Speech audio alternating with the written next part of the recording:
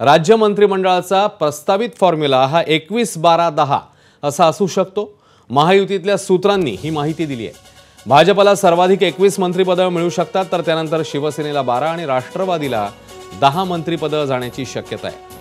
ही प्राथमिक चर्चा आहे, केवळ सुरुवातीच्या वाटाघाटी आहेत। याच्यामध्ये अंतिम क्षणी बदल होऊ शकतो। यामध्ये आज तिन्ही मुख्य नेते आणि दिल्लीतले वरिष्ठ नेते यांच्याशी चर्चा करून बदल होऊ शकतो। मात्र सध्या तरी हा फॉर्म्युला विचाराधीन आहे। अक्षय भाटकर आपल्याला अधिक माहिती देतील। अक्षय, 21-12-10 हा फॉर्म्युला सध्या चर्चेमध्ये येतोय, नेमकं कसं इक्वेशन असू शकतं हे?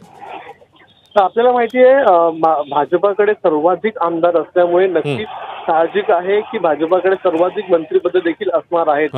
मुख्यमंत्री पद हे पकडून एकूण 43 मंत्रिपद जी आहेत ती महाराष्ट्र शासनामध्ये असतात, कॅबिनेट आणि राज्य मंत्रिपद असं सगळं मिळून। आता यामध्ये जी वाटाघाटी सुरुवातीला जी वाटाघाटी झालेली आहे किंवा सुरुवातीला अगदी प्राथमिक चर्चा झालेली आहे, त्यामध्ये हा एक फॉर्म्युला जो आहे, ढोबळमानाने हा फॉर्म्युला जो आहे तो आता निश्चित करण्यात आलेला आहे। मात्र आता यावर आणखीन चर्चा होणारच आहे। आज संध्याकाळी ज्यावेळी सगळेच पक्ष आपापल्या आमदारांशी बोलतील, त्यानंतर आपापला एक आकडा जो आहे तो बैठकीमध्ये ठेवला जाईल आणि तिन्ही नेते जे आहेत म्हणजे देवेंद्र फडणवीस, एकनाथ शिंदे, अजित पवार हे तिन्ही नेते एकत्र बसतील आणि अंतिम फॉर्म्युला जो आहे तो ठरवतील। पण सध्या तरी 21 मंत्रिपद ही भाजपला, 12 मंत्रिपद ही शिवसेनेला आणि 10 मंत्रिपद ही राष्ट्रवादी काँग्रेस, अजित पवार गट यांना मिळणं अशी शक्यता सांगितली जाते। बदल होऊ शकतो, पण सध्या तरी हा फॉर्म्युला निश्चित करण्यात आला।